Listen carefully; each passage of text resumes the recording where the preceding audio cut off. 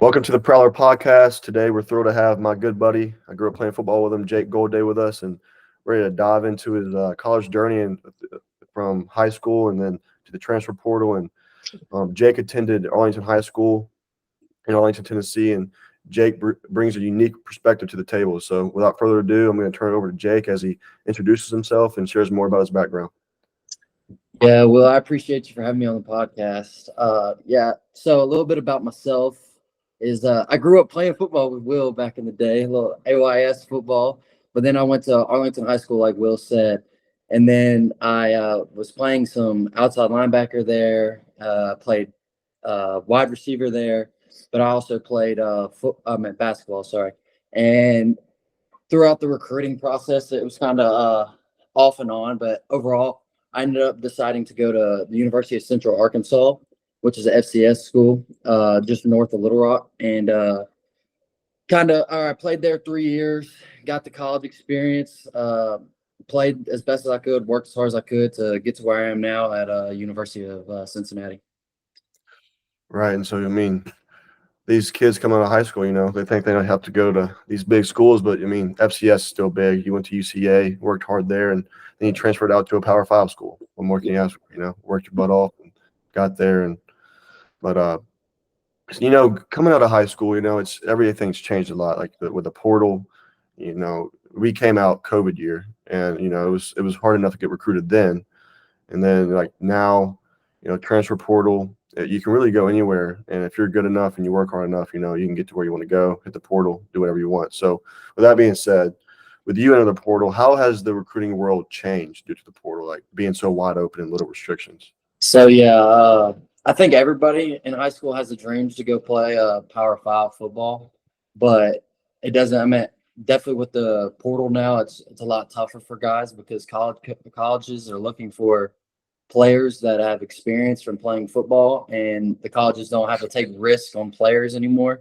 They can just go watch film that they've already seen them play in college, and then they can just go and get them straight from the portal. And it's much easier than taking a risk on a high school student that's only been playing high school level football.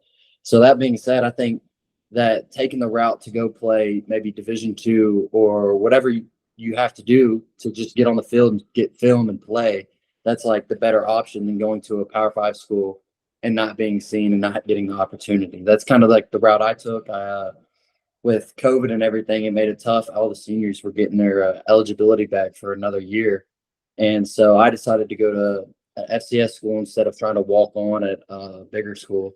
So I worked my tail off to get that film. And then luckily, after a few years, these Power 5 schools started noticing me and got me to where I am now.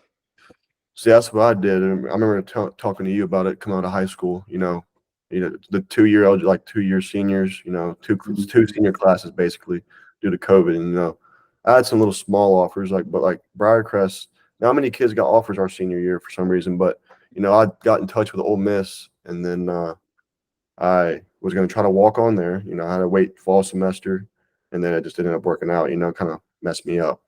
Yeah, for sure. Going back to high school, what did you do personally to gain exposure as a recruit, and like in the transfer portal also? What did you do both ways? So out of high school, it was pretty tough with COVID going on and everything, and not being able to go to camps. For number one, if I were to tell anybody, I'd say, or any high school students, I would tell you to go to as many camps as you can to get your face in front of as many college scouts as you possibly can. That's like the most important thing, is just getting your face out there and letting those coaches know that you'll be at those camps. But since we had COVID and we didn't really get those camp opportunities, my biggest thing was just getting on Twitter and posting all my highlights and reaching out to all these different coaches, because they don't know who we are. They're getting all their players back, so they have no interest in going and gaining more people. So I was trying to just send my film out to as many coaches as I could. It was definitely tough. You get rejected a lot, but then also you get some coaches that are interested. So I definitely think just building your social media platform and highlighting all your attributes is probably the best thing that you could do out of high school, and then also attending those camps. So that's what we try to do out here at the Prowler. We tell these kids, make your highlight reel, post it, reach out to as many coaches as you can, and you'll figure it out from there. Yeah, definitely. I I mean, think having obviously, sorry, go no, you're ahead. good. Go ahead. I was saying, I think having that good highlight tape is the most Mm, important thing. Putting like your 4 biggest plays in the very front of your highlight video is crucial because most right. of the time I heard college coaches only watch the first 2 minutes of your highlight to determine if they want you or not. So Right. having your biggest highlights in the beginning of your video is the most important thing. Right. You know, good. Right. Like you said, biggest highlights, and then like blocking. Anything blocking. Yeah, for sure.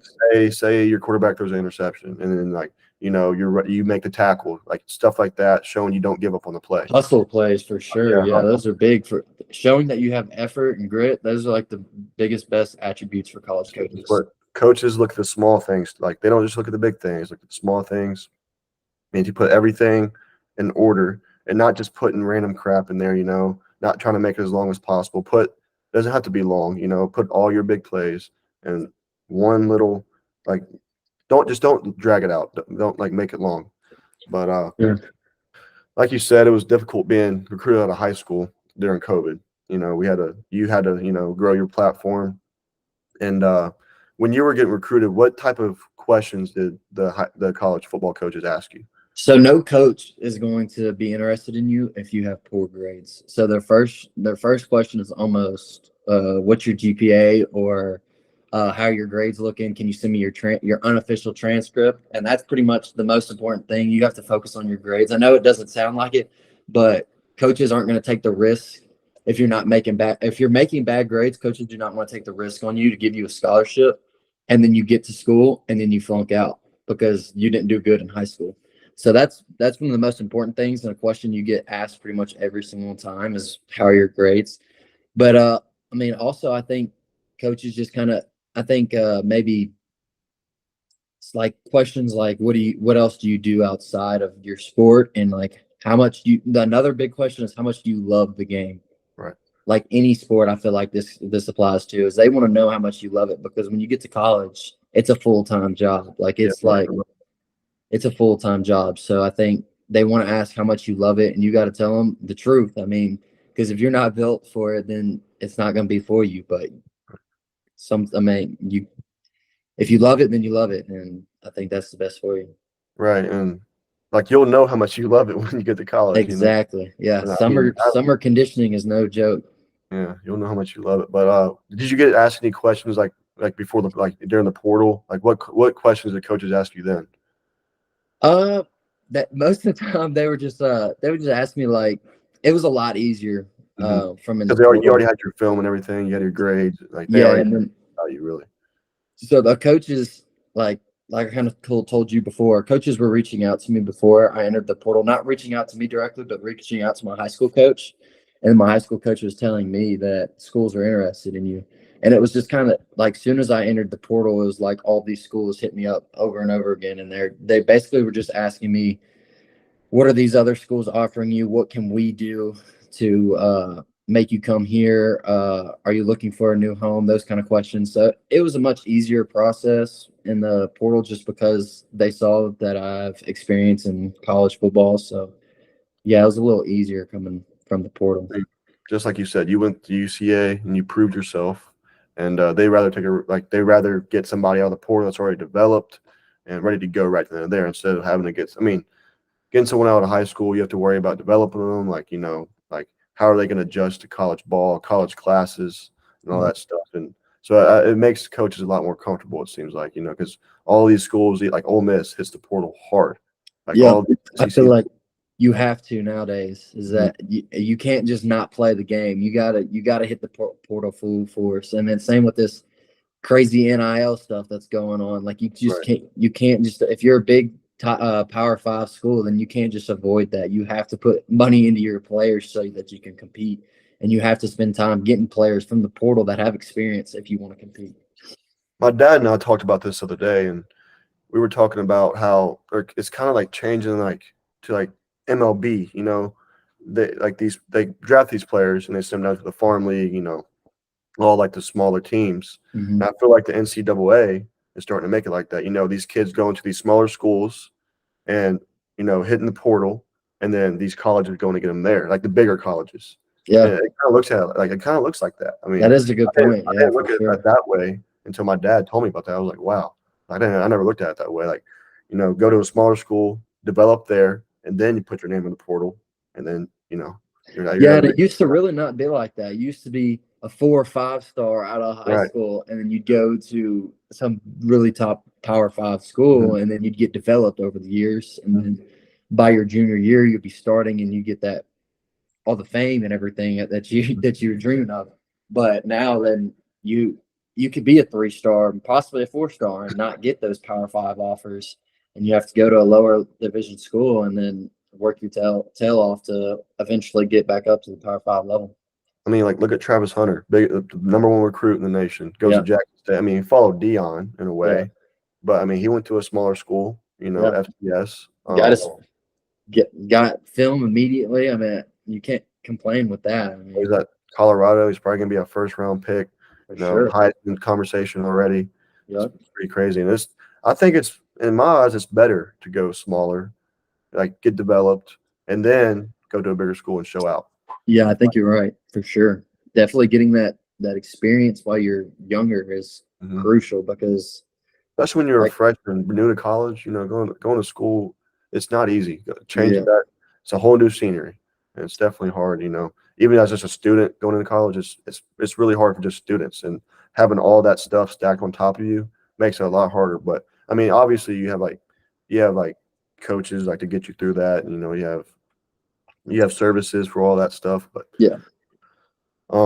so out of high school, Jake, did you ever like use a recruiting service at all? Did you ever use Yeah, I that? was talking to you before this. I had what was that the app that everybody used? NCSA. I remember I Yeah, talked to him a little bit and we never ended up doing it, but yeah. I used that website, and I can't say that it did much for me, but other than I guess when I did enter the portal, people were looking my name up on the internet, and then it had my phone number there. I think that's about the best thing that it did for me is that it had my phone number on a website, so Mhm. then they were able to call me straight from there. Right. I think that's about all it did for me, though. I don't think it really pushed my name out there too much. Right. And so we try to, we do everything personally. Preston does everything, himself. He like sends like he puts the kids first. He sends all these coaches. We do all the work for him. You Yeah. know, Preston sends like he creates this so he's an AI tool. And the Mhm. AI tool puts together like their like script and sends out to all these coaches at once. Yeah. It's cool. And so like I feel like it's a lot more personal. And like, NCSA is such a big platform and you don't know if you're gonna get like seen or not. You don't have someone like working every day to get you recruited. So like if you knew about the Prowler in high school, would you have used our services in a way? Oh, for sure. And I know y'all are great people. I know the Pritchards really well. I know y'all are great people, and that y'all will put the players first 100%. And I know Preston, and I know he's a hard worker. So Mhm. 100% I would use the Prowler. Right. And what advice would you give an athlete coming out of high school or in the portal? What's the best advice you can give them? Uh, I guess I would just say, uh, get your name out there. Like we talked about a little bit, you got to have a good highlight tape. You gotta build your social media platforms, but most importantly thing, do not post stupid stuff on Yeah. your social medias. Like you don't want to post anything that coaches are going to be like, I don't know about this guy because you're competing for a limited amount of spots. Hmm. So if somebody has just as much talent as you, but they have a clean social media and you're over here posting pictures with, let's just say, alcohol or something like that, they're gonna automatically be like, no, this guy's not this guy that we need. So they would take the guy that seems like a more better fit for their program. So that's another big thing. But also out of high school, like I mentioned earlier, is going to those camps and getting your face out in front of all those scouts. And then if you know that scouts are coming to your camp that you're attending and they're posting it on their Twitter, you need to reach out to them and give them your highlights so that they're not having to go out of the way to come see you. They're already going to the camp. So now they'll have your name and And they they'll be will be looking. able to find you at the camp. So it makes it a lot easier so they can put a face with a name and everything. And always be out front, look like an athlete, look like you're locked in, ready to go the Yes, for whole sure. time, not distracted. For sure. I went to some camps in high school, and I mean, my dad always told me, and and like growing up, like I mean, they always told us be out front, do it like do your best, be out front, lock in, no For distractions, sure. stuff like that. But For sure. And don't be worrying about failure. I think right, a lot of people try to they worry about failure. They kind of hide in the back of the lines at those camps and don't get the reps that right, they need, and they get skipped and everything. I think you don't need to be scared of failure. You need to go and give your best effort every single time. And even if people are standing back like scared of failure, you need to be getting as many reps as you can. hmm So if they're standing back, then take your opportunity and get more reps so that you can be seen in front of these college coaches. don't be scared, be confident, go out there and Yeah, do your thing. But absolutely. we'll flip back to the college world. So NIL is a big top. It's it's big now. It's Mhm. probably the biggest thing. Like it's the biggest deal in college football right now. It's the Yeah. main reason about why all these, like, even if you're like at Ohio State transferring to a different school just because of money. What do you think about NIL? Yeah, it's crazy to me. It's changing the game for sure, though. Like these Like free agents powerhouse schools that have always been just like known for being just good at football, so all the big high school recruits want to go there, are Mhm. not getting the same amount. Like they're not getting the same amount of talent as these other schools that just have a lot of money. Mhm. That's what's crazy to me is that like they say a good quarterback now is worth $2 million in Yep. college football. Like that is insane to me. I mean, Uh, you have like Quinn Ewers and Jackson Dart signing private jet deals. Like, bro, that's that's insane. And then like that's just the collective from the school mm, paying them. And right. then if you build your social media and you like put your, I guess like just make yourself more known, you can That's get awesome. NIL deals with car Yeah. dealerships. I mean, Mhm. really any company, and then you can just make even more money off of those kind of things. So it's definitely changed the game. The schools that have been the powerhouses, I feel like here Like with look at Clemson. They haven't got anybody out of the portal. It's like that's it's weird, but they have. I feel like Clemson has a lot of money. It's kind of, but I don't think Dabo believes in the portal that much. But yeah, and that's another thing is that if you have an old style coach that doesn't want to get in the portal, that's going to hurt uh, you just because that's what all these players are looking for is the money. I mean, Nick Saban. Look at Nick Saban. That transfer portal and NIL was a big reason why he left. He retired from Alabama. Yeah, for sure. I You mean, know, he said he had to get out of there before it yeah, started getting too crazy. So right. It was already crazy, and I mean, he didn't spend a lot of money though. Alabama did not spend a lot of money when he yeah, was there. yeah. And I feel like though Alabama just had that reputation because they're right, Alabama, but Alabama. here, like I think they're going to start having to put more money into their Yeah. players as well as if Definitely, I think they're Saban going to. didn't. They're gonna adapt with the new coach they got, and they'll adapt. He's more of a new style. I mean, Yeah, for he was at sure. Washington. Washington, Michael Penix was getting paid like 1.5 or something like that. Yeah, for It was sure. up there, and Yeah. so he's used to the NIL world, and all these top schools that were putting that money in there. It's definitely showing. Making the Yep. playoffs. And it's pretty crazy that Saban made the playoffs, like not spending that much money and not hitting the portal that hard, and it's pretty. I mean, that's why he's the greatest coach of all time. Yeah. It's But crazy. I mean, the portal changed things around like crazy, and now the NIL is coming in combination with the NIL and the portal just makes things seem, I guess, unfair, but it's not unfair because everybody has access to it. But still, it's just Texas is going to take off because Texas has big money. so much money. Yeah. Texas A&M, University of Texas, that's going to be a switch up too. Texas and Oklahoma coming to the SEC. It's going to be pretty So I wild. guess it just comes down to how big are the university's pockets. I guess. Yeah, how deep are the pockets? Yeah. But so another topic that's been everywhere. So the NFL just passed that you can wear guardian caps during the season and in college also. And what do you think about? You told me earlier that you're gonna have to start wearing one here soon, but what do you think about that? I don't know. I think it's pretty wild, but I guess it makes sense because I mean the most like hate the football gets is from the concussions and all that stuff and CTE and all that and all these films that are made about how these head like traumas are being so bad for the players and whatnot. So I think it's a good thing that they're adding protection, But then for me, I just feel like it's weird. At UCA, we never had to wear anything like that, or we didn't even have that to be able to wear. But here at UC, uh, at practices, we're going to start having to wear them. So I think that it's a good thing. But for me personally, it's just different. I don't know. I don't know how it's going to be. But I think for the NFL and for like college football, I think that it's smart. I guess I think they should definitely find a way to hide it because it just looks so much different. You're not going to be able to see the helmet's logo anymore. I mean, So, if you think about it, the helmet is already like the speed flexes. Those helmets are like you can't great. feel anything in them. Yeah. And yeah, you'll get popped once sometimes, and you'll see stars, and like your head will start hurting. But like going like what do they wear like back in like the 70s and like Yeah, I know it's crazy. those Yeah, you helmets definitely could say you could have an argument that the NFL is getting a lot softer. it's definitely gonna, like, every like the hip drop tackle. Like how do you expect them Oh, to, that is crazy. The hip drop tackle. it's I like, heard about that. That is crazy. Like, how are you supposed to tackle somebody from behind, you know? like I guess you're supposed to run in front of them, and I don't. Yeah. You Catch can't up with chase them them down right in anymore. front. You can't tackle it. They're gonna have to get rid of that.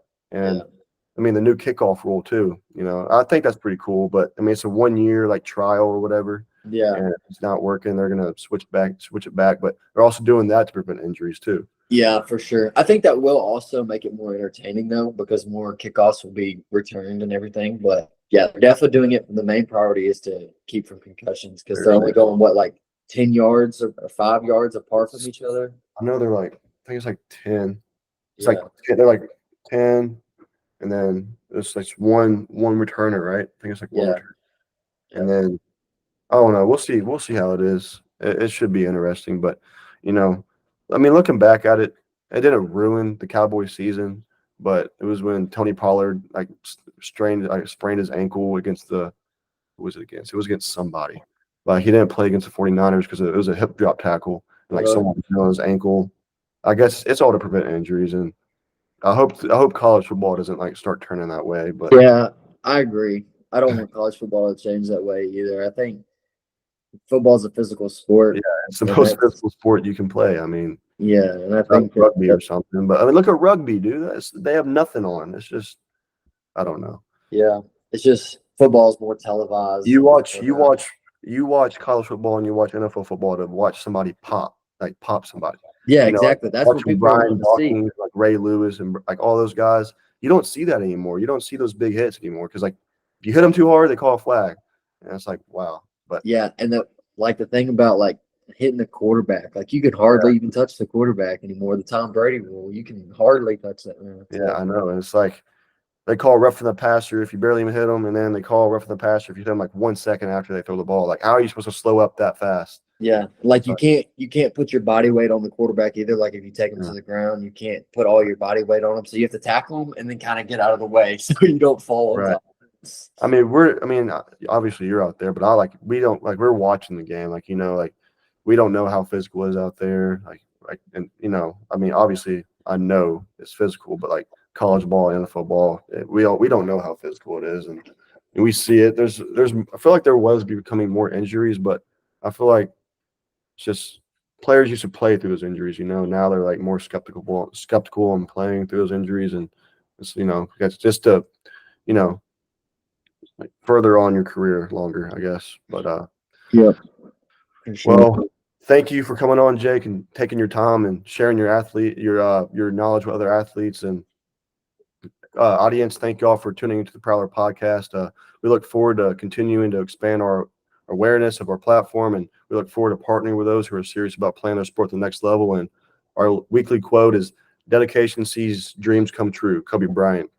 And next week we will have LaMarcus Carradine on. He's a current professional football player in the AFL.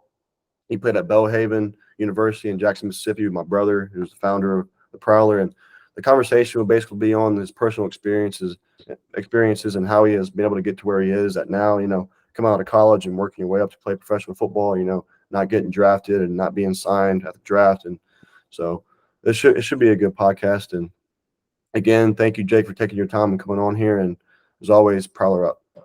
Thanks for having me.